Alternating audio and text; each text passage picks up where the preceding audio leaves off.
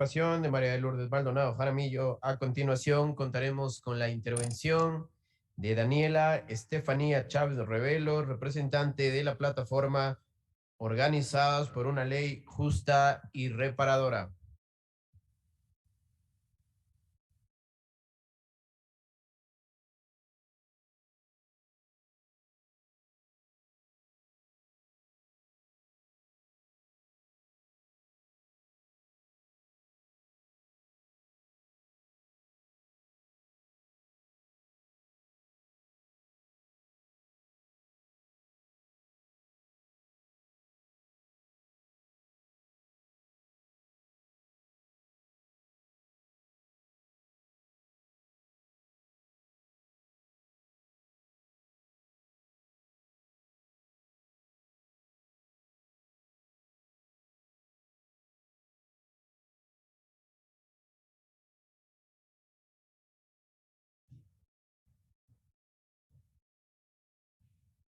Buenos días, señores y señoras asambleístas. Mi nombre es Estefanía Chávez. Soy abogada feminista y sobreviviente de violencia. Represento a la plataforma de Organizadas por una Ley Justa y Reparadora. Inicio mi intervención agradeciendo la invitación para intervenir esta mañana de la asambleísta Dina Farinango, a quien le extendemos un cordial saludo de parte de las organizaciones feministas, porque ha sido una mujer que activamente y de forma responsable se ha comprometido para generar aportes y contribuciones al proyecto de ley que esta mañana se discute. Nuestro saludo al asambleísta Farinango. Mi comparecencia esta mañana tiene por objeto, señores y señoras asambleístas, centrarse en la importancia de no incorporar requisitos onerosos a las víctimas de violencia sexual para acceder a la interrupción voluntaria del aborto, del embarazo por violación. En este sentido, centraré mi intervención justamente en argumentar por qué la alternativa menos onerosa para las víctimas de violencia sexual para acceder a la interrupción del embarazo por violación es la notificación que tiene que hacer el personal de salud a la fiscalía cuando se ha identificado que existen hechos constitutivos de un delito sexual. Inicio mi comparecencia señalando dos historias puntuales que han marcado mi vida como defensora de los derechos de las niñas, de las adolescentes, desde la organización Surcuna, en donde he podido acompañar legalmente sus casos. María, que es una niña de 12 años víctima de violencia sexual por su padrastro. Su peritaje psicológico señalaba que como las ramas de un árbol seco que se deshojaba de a poco, María se sentía así, sin esperanza y sin posibilidad de volver a ser feliz. La casa de acogida donde ella y su hijo viven se queja periódicamente porque la niña es problemática y porque no quiere hacerse cargo de su bebé. María tiene serio interés en ser mamá y en cuidar a un bebé que nació producto de la violencia. El apego violento al que ella era obligada le ha borrado la sonrisa de su rostro. En su caso fue el DECE de la institución educativa donde María estudiaba quien notificó los hechos de violencia a la fiscalía para que estos se investiguen y para que en este sentido ella sea protegida de ser vulnerada sistemáticamente en el entorno donde fue vulnerada. Por otro lado, Nina es una niña de 14 años que tiene una discapacidad intelectual de más del 40%. Ella fue víctima de violencia por su vecino. Dio a luz un producto fetal muerto, pues no accedió oportunamente a los servicios de salud. Vivía en Payatanga, en un asentamiento en donde su familia se había instalado luego de haberlo perdido todo. Nina fue atendida en la maternidad y fue ahí donde se pudo contactar a la Fiscalía y a Surcuna para garantizar que no siguiera siendo víctima de violación. El elemento común en estos casos, señores y señores asambleístas, es que la notificación a través del sistema de educación o a través del sistema de salud ayudaron a que las niñas pudieran escapar del contexto de violencia en el que ellas se encontraban y de este modo ayudó a evitar que se pudieran seguir produciendo vulneraciones a sus derechos. En el Ecuador diariamente se registran 42 casos de delitos sexuales y un promedio de 10 violaciones diarias. Las niñas y mujeres que son víctimas de violación se enfrentan a un problema multidimensional y complejo en nuestro país, pues no existen condiciones adecuadas para presentar una denuncia en la medida en que los servicios de justicia no operan desde una perspectiva de género. Por otro lado, los mecanismos para presentar una denuncia no están adaptados a las necesidades de las víctimas.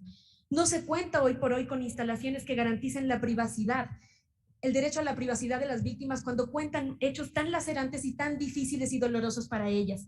Junto a ello, la disponibilidad de fiscales de violencia de género y de tribunales de garantías penales que estén adecuadamente sensibilizados no es suficiente en relación a la gran demanda de casos que existe hoy por hoy en Ecuador. El proyecto presentado a primer debate por parte de la Comisión de Justicia y Estructura del Estado establece que corresponde a los médicos y médicas notificar los hechos de los presuntos casos de violencia sexual a la Fiscalía. Y en este sentido, de una forma coherente y consistente con los derechos de las víctimas, el proyecto no traslada la carga de la presentación de la denuncia a las mujeres y sobrevivientes de violencia sexual. Lo que pone es esta carga en el personal médico, que es quien en este caso tiene que activarse de una forma eficaz, rápida, en poder activar las rutas de denuncia que existen y que están previstas en nuestra legislación. Quienes hemos acompañado legalmente a las víctimas y sobrevivientes de violencia, quienes hemos sobrevivido a nosotras mismas a la violencia sexual, identificamos que hoy por hoy existen elementos que operan como desincentivos y que son brechas importantes y sustantivas en el acceso a la justicia de las mujeres víctimas de violencia sexual. Señores y señoras asambleístas, el acceso a la justicia, hoy por hoy, ha sido definido a partir de 3 aspectos. En primer lugar, el llegar al sistema judicial. En segundo lugar, el recibir un buen servicio dentro del sistema de justicia que no solo asegure la disponibilidad formal de recursos judiciales dentro del sistema normativo, sino que asegure la oportunidad de obtener un pronunciamiento judicial justo en un tiempo prudencial. Finalmente, la conciencia del acceso a la justicia como un derecho es un elemento que también se deriva del acceso a la justicia. Llegar hoy por hoy al sistema de justicia implica un camino tortuoso, espinoso y cuesta arriba para las víctimas de violencia. Si bien es cierto, la Convención Americana, la Convención Belém do Pará, la CEDAW reafirman que es un derecho de las mujeres y de las víctimas de violencia contar con un recurso efectivo, sencillo y eficaz cuando se han verificado hechos que constituyen vulneraciones a los derechos de las personas. Hoy por hoy, los recursos judiciales que existen para las víctimas de violencia son ilusorios. Estos recursos no son eficaces. El proceso judicial de carácter penal para las víctimas de violencia es tortuoso, es difícil, es revictimizante. Trasladarles a las mujeres la carga de denunciar solamente lo que provoca en estos casos es ponerlas a ellas en una situación de aún una mayor desventaja y mayor vulnerabilidad. El sistema de justicia no está listo hoy por hoy. Y lo que los movimientos feministas estamos reclamando hoy en la Asamblea Nacional es que sea la notificación del delito de violencia, el que sea realizado a través del personal médico, y en este sentido no se impongan cargas onerosas a las mujeres víctimas de violencia para acceder a un derecho como es la interrupción voluntaria del embarazo producto de violación. Junto a lo que he señalado en mi intervención, hoy por hoy se tiene que el delito de violencia es uno de los delitos que menos se denuncian, justamente porque es un delito fuertemente estigmatizado, que coloca a las personas en una situación de vulnerabilidad, a las mujeres en particular, y las estadísticas dicen que apenas el 57,2% de las mujeres son capaces de contar lo que les ocurrió, y solo el 97,1% de las mujeres que sufrieron violencia sexual, el 97,1% de las mujeres nunca han denunciado. Solamente un 2,7% ha denunciado por todas estas condiciones tan complejas y difíciles que existen hoy por hoy en el sistema judicial. Junto a lo que he señalado, también tiene que tenerse en cuenta que las mujeres dentro del sistema de justicia son víctimas muchas veces de maltrato institucional, de tratos revictimizantes, de adjetivaciones, de prejuicios, todos estos que menoscaban la dignidad de las mujeres. Las abogadas que litigamos estos casos, que acompañamos a las niñas y adolescentes y a las mujeres adultas incluso que han sido víctimas de violencia sexual, vemos con profunda frustración cómo muchas veces se les impone a ellas la carga heroica de haber resistido la violación, de tener que justificar cómo se defendieron, qué hicieron, en qué circunstancias estaban. Vamos a ponerles a ellas en esta situación difícil de ser quienes denuncien cuando existe una alternativa menos onerosa como es la notificación, que es el deber legal que corresponde a los médicos y médicas hacer cuando existen hechos presuntivos de un delito sexual. Señores y señoras asambleístas, junto con estos aspectos que he mencionado, es importante tener en cuenta, junto a esto, que hoy por hoy, dentro del sistema judicial también existe una rotación excesivamente alta de fiscales de violencia de género, Existen también en las unidades de flagrancia prácticas que lo que hacen es menoscabar los derechos de las víctimas de violencia sexual. Se les traslada a las víctimas el deber, por ejemplo, de encontrar y notificar a su agresor, el deber de ponerse en contacto con las oficinas del ECU para atrapar a su agresor dentro de las 24 horas y así garantizar que no se caduquen la flagrancia. Todos estos aspectos forman parte de un estado de cosas que lo que realmente plantea es que las mujeres víctimas de violencia estamos frente a un camino espinoso, tortuoso. Para culminar, y en cuanto a lo que también dentro de Surcún hemos verificado, y en cuanto a lo que las organizaciones sociales feministas hemos identificado, es que hoy por hoy existe una excesiva fragmentación del sistema judicial y una falta de empoderamiento legal en las mujeres. Esto implica que las mujeres no conocen y no saben qué rutas activar, a qué autoridades judiciales y administrativas acudir para pedir medidas de protección y para denunciar los hechos constitutivos de la violencia sexual.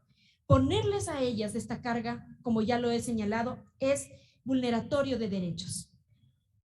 Para culminar mi intervención, señores y señores asambleístas, hoy por hoy existe ya una desigual distribución de poder dentro del sistema de salud que sitúa a las mujeres en una condición vulnerable en la medida en que ellas están sujetas a la vigilancia del personal médico. Ecuador es un país en donde el aborto está permitido solo en circunstancias excepcionales.